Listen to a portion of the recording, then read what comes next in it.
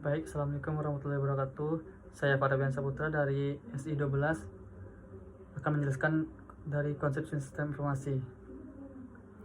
Informasi, data yang sudah diolah sehingga berguna untuk membantu atau membuat keputusan bagi si pengguna. 1. Pengertian sistem informasi. Sistem informasi adalah segumpal komponen yang saling bekerja sama secara terstruktur untuk mencapai suatu tujuan,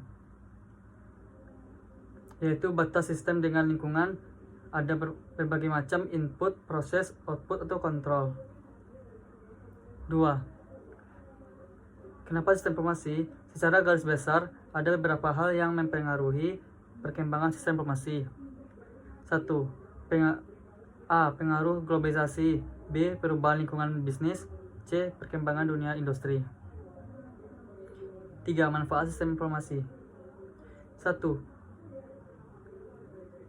Bagi perusahaan. Fungsi sistem informasi bagi perusahaan adalah untuk mengolah data menjadi informasi sehingga diharapkan dapat memaksimalkan hasil atau produksi dari perusahaan tersebut. 2. Bagi industri, dapat menjalani kerjasama dengan berbagai industri lain untuk meningkatkan mutu pelayan. 3. Bagi perorangan. 4. Kriteria informasi. Untuk menciptakan informasi yang akurat harus berawal dari data yang akurat dan tepat. 5. Profesi di bidang sistem informasi. A. Sistem analisis. B. Perancangan sistem. A. Sistem analisis adalah orang yang bertugas menganalisa suatu sistem atau rancangan sistem. B. Perancangan sistem bagi dalam perancangan suatu. Biasanya bagian ini digunakan ke dalam sistem analis. C. Programmer, orang yang mewujudkan rancangan dari analis ke dalam sebuah bahasa pemrograman yang diaplikasikan ke komputer.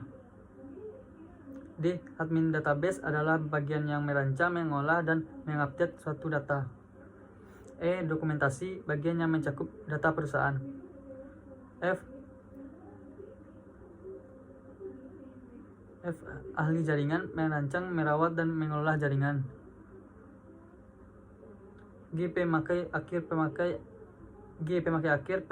dalam perusahaan. 6. Menciptakan keunggulan kompetitif agar bisa menenangkan persaingan dan merebut pasar harus memiliki keunggulan yang kompetitif. 7. Pengaruh sistem informasi bagi perusahaan. 1. Mempercepat pembuatan keputusan. 2. Menghalangi pesaing baru untuk memasuki pasar.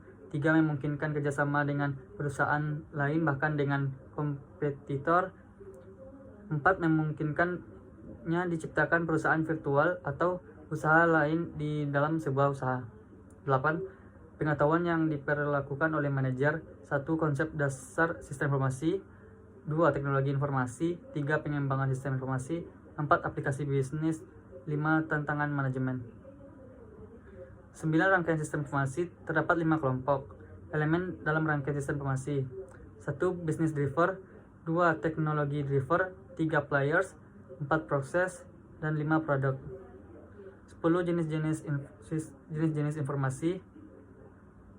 Absolute information merupakan pohonnya informasi, yaitu jenis informasinya yang disajikan dengan suatu jaminan dan tidak membutuhkan penjelasan lebih lanjut. Substitutional information, jenis informasi yang merujuk pada kasus di mana konsep informasi digunakan untuk sejumlah informasi. Dalam pengertian ini, informasi kadang kala diganti dengan sistem komunikasi.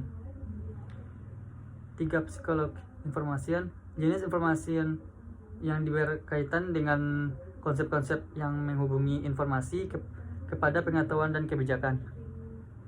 4. Subjektif information, jenis informasi yang berkaitan dengan pasaran dan informasi manusia. 5. Objective information, jenis informasi yang menunjukkan kepada karakter logis informasi tertentu. Baiklah, hanya itulah saya tampilkan dari PPT tersebut. Assalamualaikum warahmatullahi wabarakatuh.